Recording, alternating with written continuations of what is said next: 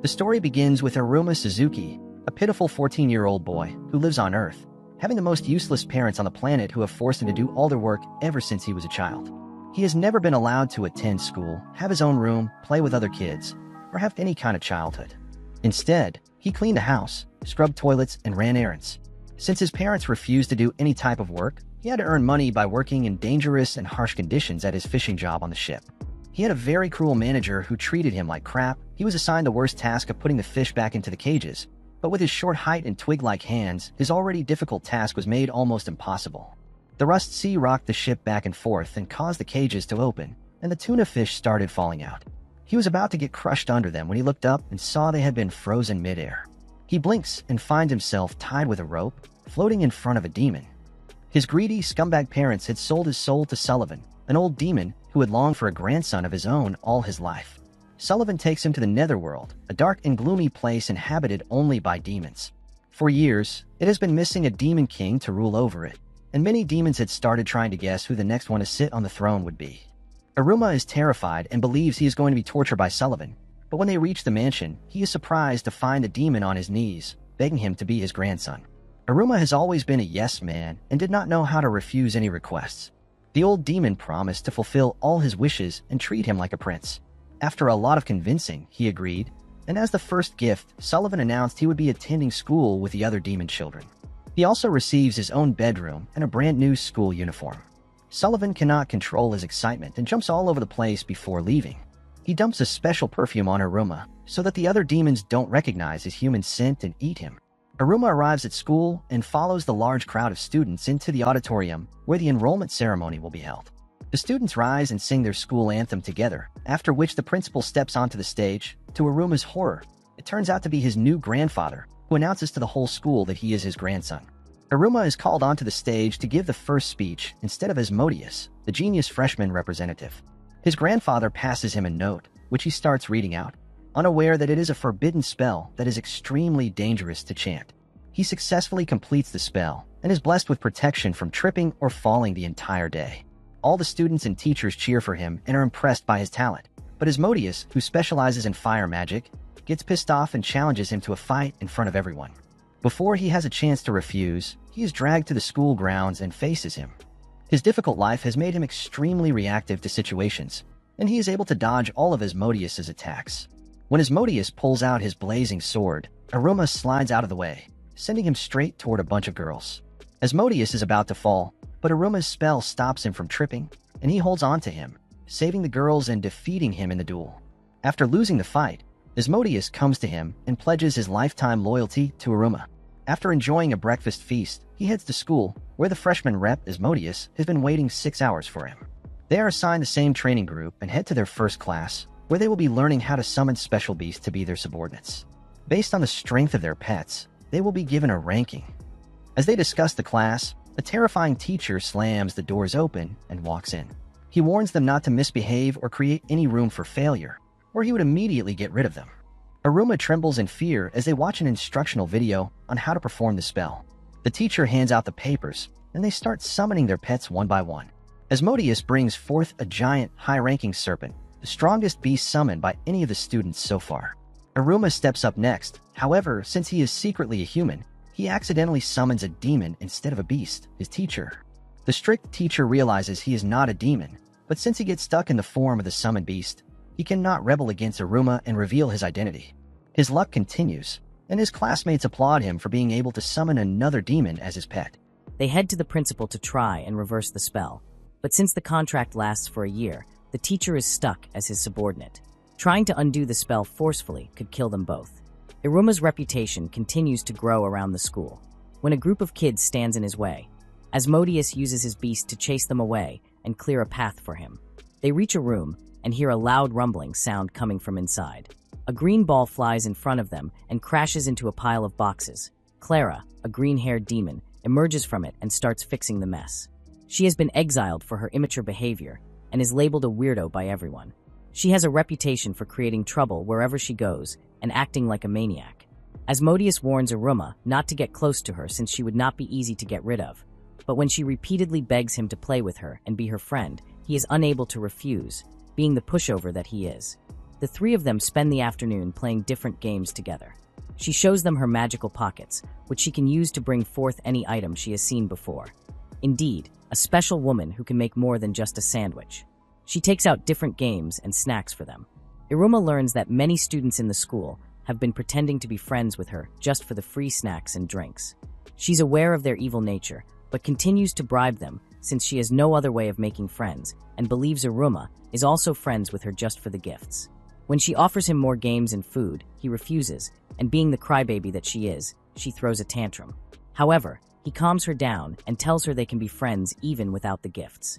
Her eyes sparkle, and she jumps with joy. Just then, a group of boys calls her and asks for some drinks, but she throws a vending machine at them and tells them to get lost. Iruma has begun enjoying school and spends all of his time hanging out with his two new friends. They go for lunch to the school cafeteria, where students can order lunch based on their academic ranking.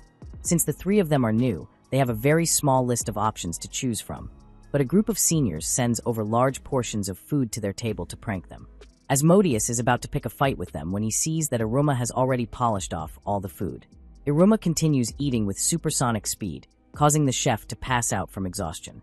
They hear a scream and see Clara being caught by the shopkeeper, who accuses her of shoplifting by replicating the items from his store. She has been banned from all the school stores, but still keeps coming back. To deal with the chaos, Nibirius, the same loser teacher Iruma had summoned as his pet, storms into the cafeteria. Clara starts poking and irritating him, and to stop her mischief and save the teacher, Iruma turns him back into an owl. The shopkeeper unknowingly traps Nibirius and keeps him at the shop as punishment for stealing. The three friends manage to get away from there quickly. Meanwhile, Sullivan, the principal, along with the other teachers, holds a meeting and decides to put Iruma, Asmodeus, and Clara into a separate class for misfit students. The next day at school, they are overjoyed to find out that they have been placed in the same class and follow a magical arrow. It leads them away from the school building into a dark cave that smells of rotting garbage. They climb down the stairs and see a decaying door with a danger sign in front of them. Clara pulls it open, and Iruma is pushed in by her. As soon as he takes a step, dangerous weapons shoot out from the walls, but his ability to dodge attacks saves him from them all. The other hopeless students inside, who had placed the traps as a prank, clap for him and are impressed by his skill. A big guy, let's call him Muscle Man, steps in front of the class to assert his dominance. Unlike Iruma, he would have caught all the weapons and remained unharmed. He plans to train and become the next demon king of the Netherworld, the most powerful of all demons. He has picked fights with many teachers in the school to try and rise up the ranks. The boys engage in the usual showing off of egos and create a ruckus in class. Nibirius enters the room. He has been assigned the misfit class for being absent after being caught by the shopkeeper. He puts a stop to the fights and begins taking roll call. Their first lesson takes place in a dangerous valley of floating rocks. The students must race through the path and withstand many challenges in this cutthroat environment. They whip out their wings and take off, but Iruma is pushed off without any safety. Most of the idiot students screw up their race from the very start by touching poisonous flowers and stealing bird eggs. Asmodeus uses his snake pet to burn the poisonous plants, but Clara runs into him, and together they get caught up in a bunch of vines.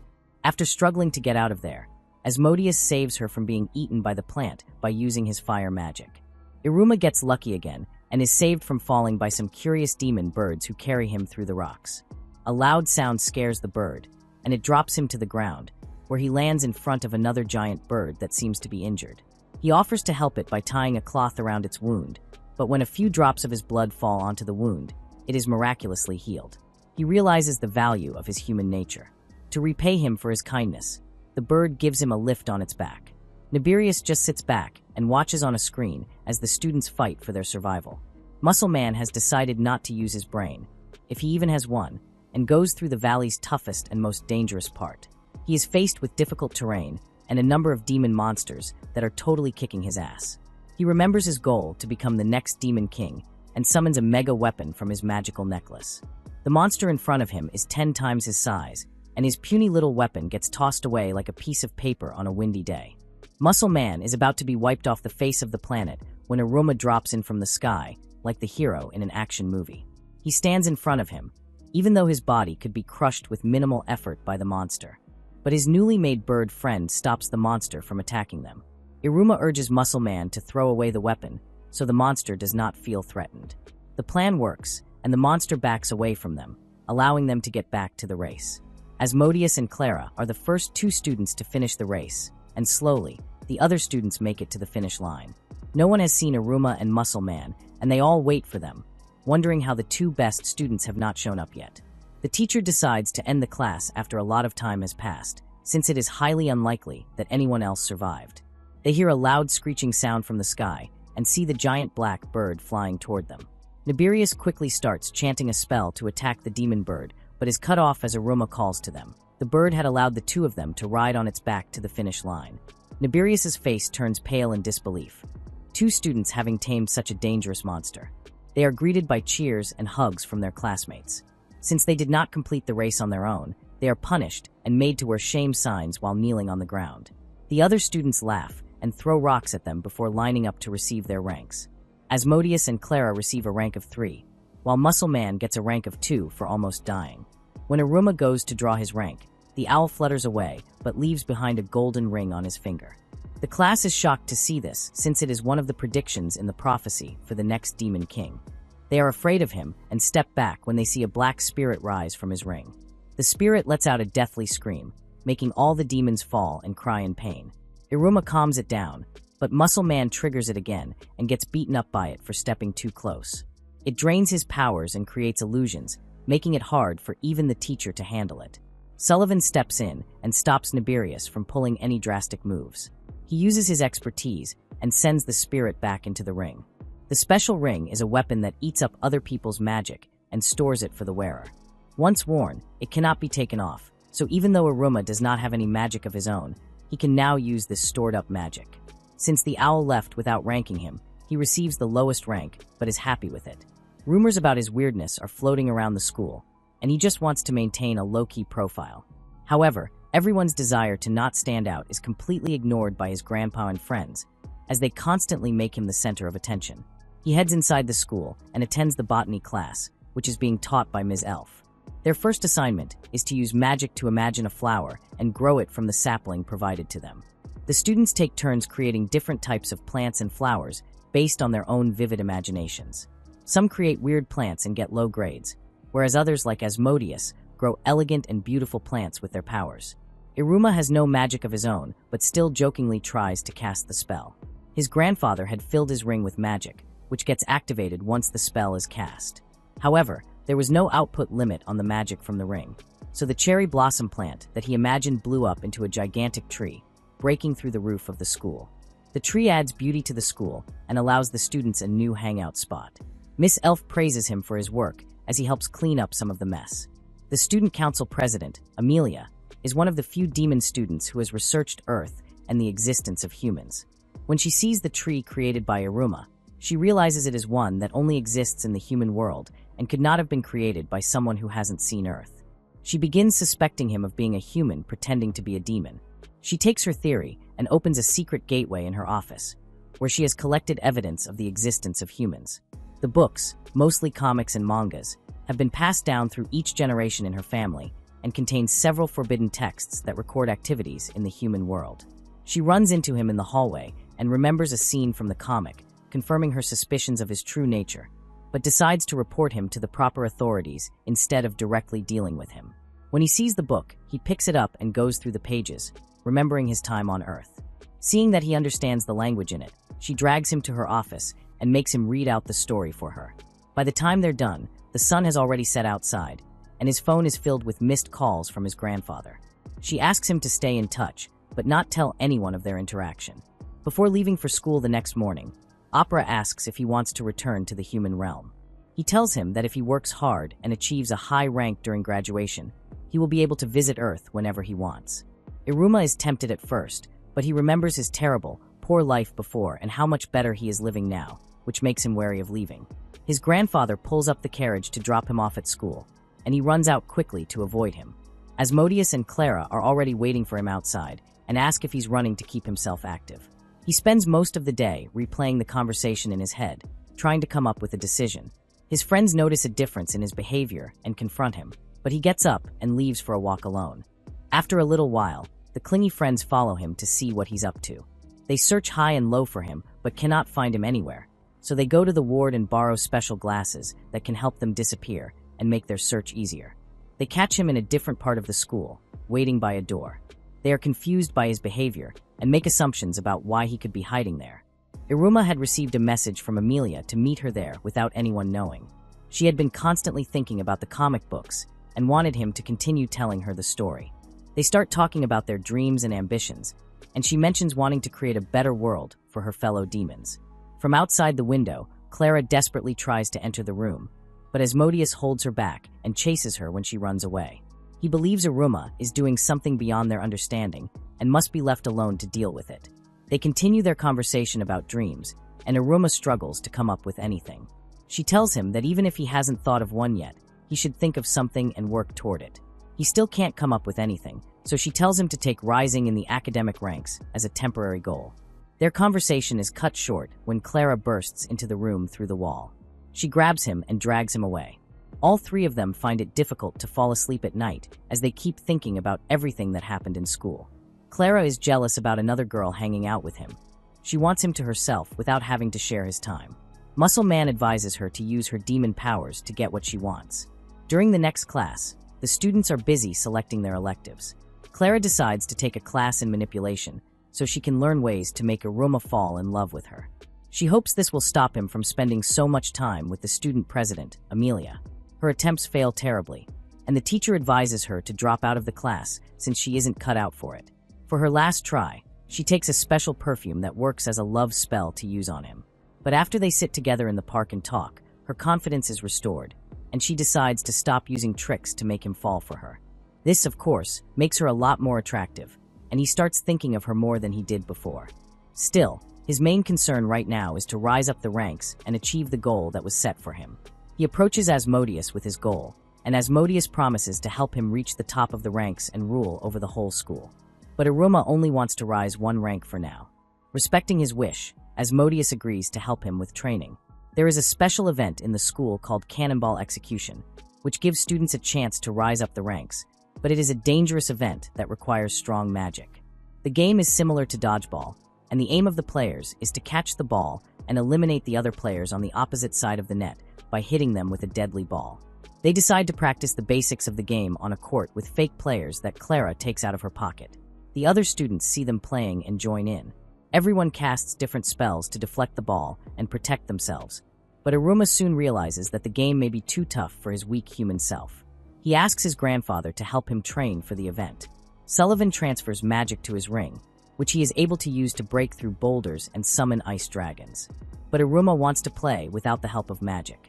Sullivan then casts a spell to strengthen his fragile arms and leaves the physical training to his assistant, Opera. Opera brings in a whole cart of balls to train with and starts throwing them at him.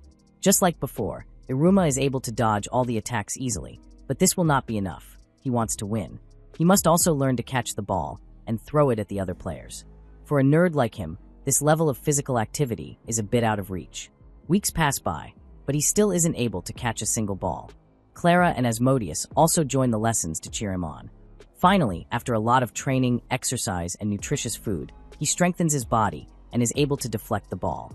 With just a few days left for the event, his training intensifies, and Iruma catches his very first ball. Opera and Sullivan believe he's ready to take part in the competition and watch as the group of friends rests under a tree. On the morning of the event, Opera gives him some important advice and tells him not to fear his enemy no matter what, since that would be the first sign of defeat. They head to the school and gather in the cave to listen to the instructions before the match. Nibirius hands out armbands to divide the students into two teams, and Iruma and Asmodeus end up on different sides, leaving everyone shocked since they always stick together. Asmodeus tries to protest and gets frustrated since he will not be able to help his friend, but the teacher says the teams were divided to balance out the power and no changes would be made. The game begins, and the students take their places. Iruma is able to dodge the attacks and catch the ball, but has no skill to throw it. Muscle Man steps in and sees that Asmodeus is lost in his own thoughts. He takes the opportunity to hurl the ball at him, which Asmodeus catches with just one hand, leaving everyone stunned. Without giving him much time to react, Muscle Man power throws the ball back at him and eliminates him from the game. One after the other, the students get hit and are eliminated until it's just the two friends standing opposite each other. This is about to be the showdown of the week. Asmodeus considers allowing his friend to win, but then remembers his morals and decides against it. He channels all of his strength and erupts into a giant flame. Seeing his opponent so strong and terrifying makes Aruma want to run away in fear, but he remembers Opera's words and stands his ground. Asmodeus takes aim and launches the ball of fire at him. Iruma charges and stretches out his hands to catch the ball, but the force is too strong, and he gets dragged back. Using this to his advantage, he Kung Fu Pandas his way out of it and turns with the ball before shooting it back and defeating Asmodeus. The students cheer and throw him into the air to praise him for his insane win. Meanwhile, Amelia and a few other teachers who had just arrived stand and applaud their students. The teacher promotes Iruma to the second rank for his achievement and sends everyone home. The student president also congratulates him on rising in the ranks, and he blushes from all the praise. After celebrating at home, he falls asleep with a huge smile on his face. The classes continue, and a new teacher, Green Goblin, shows up to take the class. He specializes in training magical pets, also known as familiars. The class takes place outside the forest, and everyone summons their pets. Asmodeus calls upon his giant white snake, and right after, Muscle Man shows off his coarse dragon beast. Both pets are some of the highest ranking in strength. Clara summons her gremlin, which happens to be a very rare find. Unfortunately, it controls her and makes her do its bidding. She runs around and brings it food on demand. After everyone has presented their pets, the teacher asks Aruma to call his familiar, but he hesitates since he does not want to summon Nibirius, his teacher, and cause trouble. But Green Goblin insists and forces him. With not much choice left, he summons the pet, and Nibirius is teleported from his chair to their class in the form of an owl. Nibirius is displeased by being summoned, but disobeying his master causes him to get shocked as per the rules. The Green Goblin decides they must continue this way since the lessons should not be disrupted. Nibirius sits down with Aruma and allows him to use him for the class as long as he scores the highest marks in every assignment. He swallows his pride and takes part in all the tasks so that they can get good scores. During the lessons, Nibirius steps in and scolds them all for underestimating their pets and not treating them with respect. He warns them that even though the pets can't disobey their masters, they can always become violent and harm others around them. To prevent this, the students must respect them and treat them with dignity, not just as subordinates. They sit in the cafeteria after class when a group of girls charges at them and drools over Asmodeus. When they see that Aruma has also achieved a higher rank, they try to drag him away, but his friends push them and save him. After they leave, he asks why the cafeteria is so empty. Asmodeus tells him about the clubs in school, where many students spend their extra time. These different clubs help raise one's ranks and learn specialized skills, and today, the leaders of all these clubs would be recruiting freshman students. Iruma thinks about his goal and decides to join one such club to fast-track his progress. The ground rumbles as the seniors barge in through the doors, trying to get to the rookies first. Everyone wants the best students to apply to their clubs, and they go about it very violently. Asmodeus is forced to cast a ring of fire around them to protect them from being picked up randomly. The crowd falls silent when Amelia walks in along with other members of the student council. She breaks up a fight and then heads straight to Aruma to hand him a flyer, urging him to join the council. Since they almost never take applications, such an action was very rare. He takes the flyer and watches them walk away. The students head back to class, where they are instructed to attend the club exhibition over the next 3 days to make a final decision about where they will be applying. The club leaders target Iruma and Asmodeus as they are top-performing students, but they burn away the flyers. Iruma suddenly feels a tug on his hand and is pulled by his ring through the crowd for a long distance. He crashes into another student with a huge bag and thinks he injured him, but the student gets up and apologizes for the mess. 100 different things lie on the floor as the student explains that the attraction of the ring could have been to his neckpiece, which was made of the same material. The nerd boy uses it to store magic since his powers aren't very strong. He leaves without any further explanation. The three friends continue exploring different clubs through the lab, library, and other rooms until the end of the day. Once he reaches back home, his grandfather alters his ring so he can adjust the intensity of magic emerging from it. After some more exploring the next day, he gets an invitation from the sports club to join them. Meanwhile, Amelia messages him too and urges him to be part of the student council. But his thoughts are interrupted when the wall near him explodes, and he runs into the nerd boy again.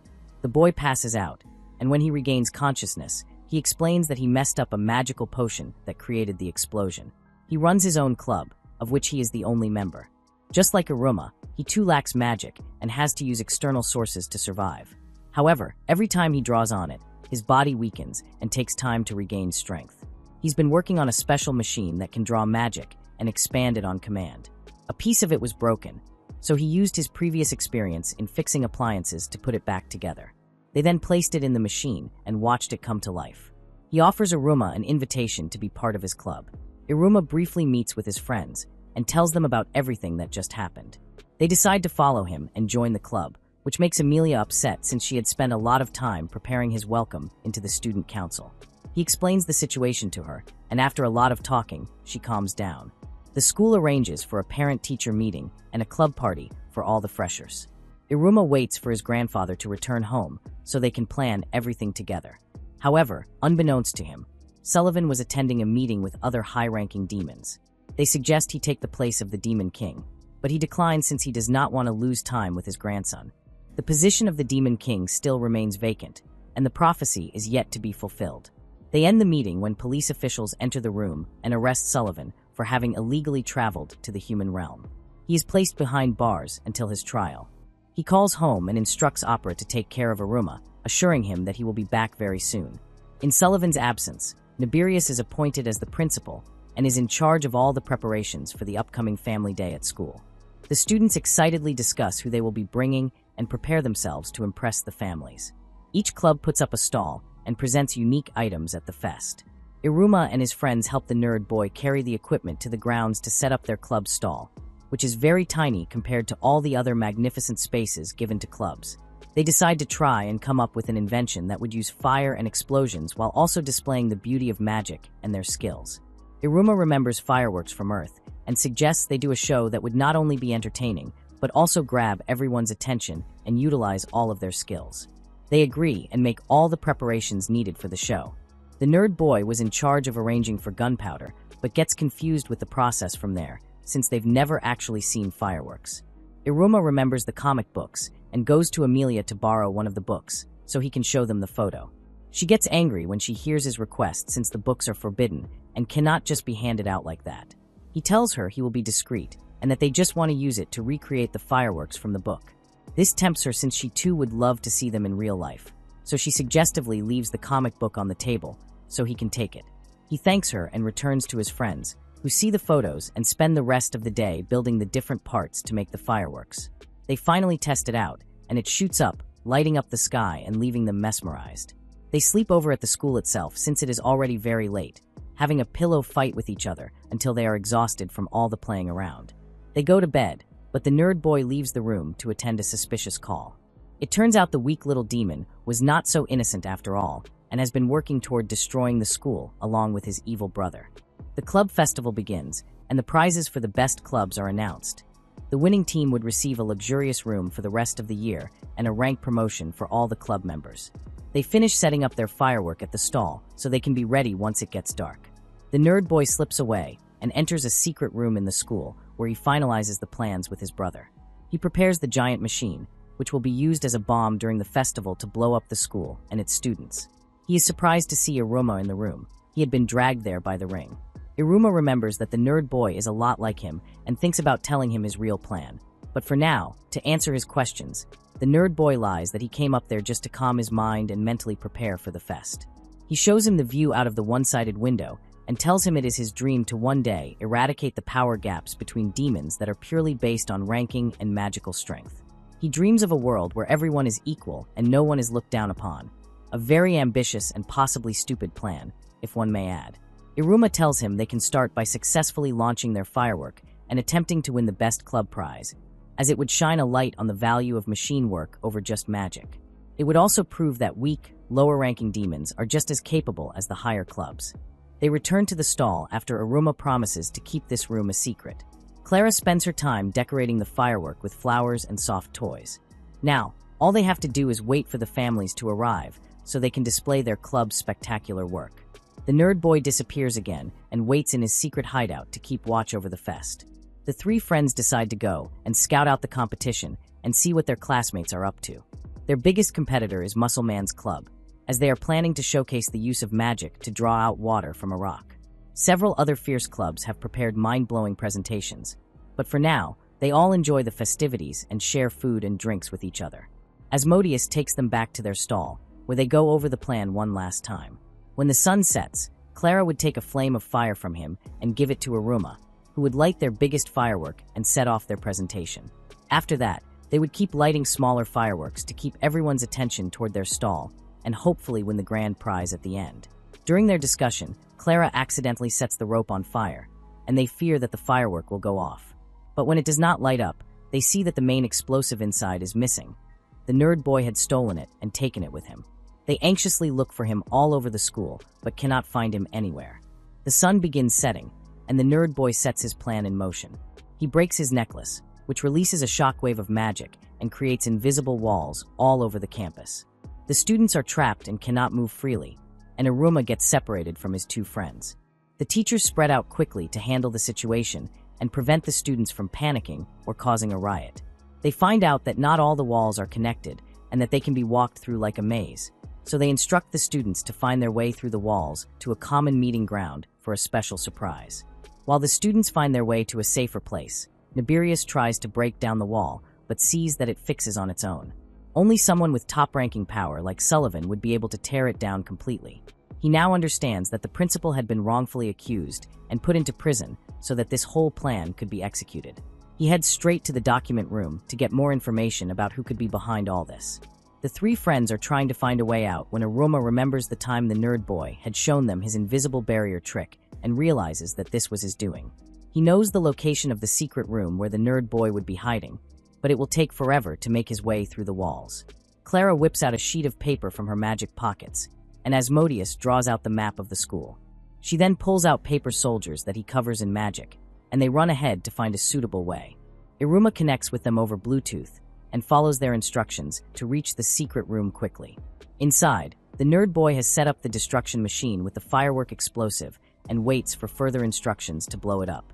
Iruma makes his way inside the room and is greeted by him. The nerd boy admits to his plan and shows him the giant machine with the explosive. He reveals that he was born into a well-known family that specializes in invisible magic. It was found that he did not possess as much magical power as the others, so he was sent to a special boarding school. He suffered a lot of torture from the teachers and bullies, but managed to make one very close friend. She showed him her earrings, which were precious to her as they had been with her for many years. The bullies caught them and stole the earring, teasing them and throwing it off a cliff. For a moment, he managed to break away from them and cast a spell to hold the earring, but it wasn't strong enough, and the glass shattered, causing it to fall into the river below and be lost forever. He turned to see her face streaming with tears, and instead of feeling guilty and upset about the situation, he realized he enjoyed looking at someone being miserable. This took a bit of a dark turn for sure. Ever since then, he was recruited by a group of extremist demons, and it has been his mission to bring destruction to the world and see people suffering. He's excited to see Aruma's face of despair when his friends are killed in the explosion that is about to take place. But to his surprise, Aruma gets up from the ground with a blank expression. After going through sorrow all his life, he no longer feels despair or sadness for anything, and even now, his only focus is to fix the situation instead of dealing with emotions. The nerd boy watches in shock as Aruma climbs up the machine and carries the firework explosive that is about to be set off. He makes use of his grandfather's powers through the ring and jumps out of the window before launching it into the sky. But the power is not enough due to the barriers, and he is forced to break his promise and unleash the highest level of power to break the barrier. The firework explodes and leaves a beautiful trail of light in the sky as the students watch in awe and amazement. Iruma passes out on a roof from all the magic being drained, and even though his plans were ruined, the nerd boy acknowledges that Aruma is a better demon than him. He saves him from there and takes him to his grandfather. Sullivan had been released from jail after Nibirius sent a magic arrow to the jail to clear all the misunderstandings. He used his powers to save the school building from being destroyed by the fire. The nerd boy is arrested by the teachers and sent to Demon Border Control for his crimes.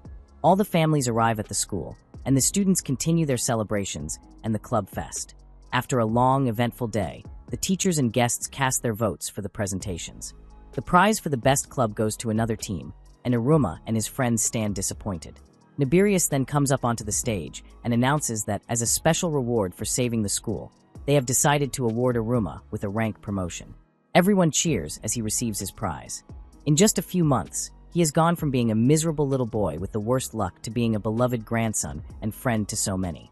He appreciates how his life has changed for the better, and before leaving, he takes a photo with his grandfather in opera to always remember this day.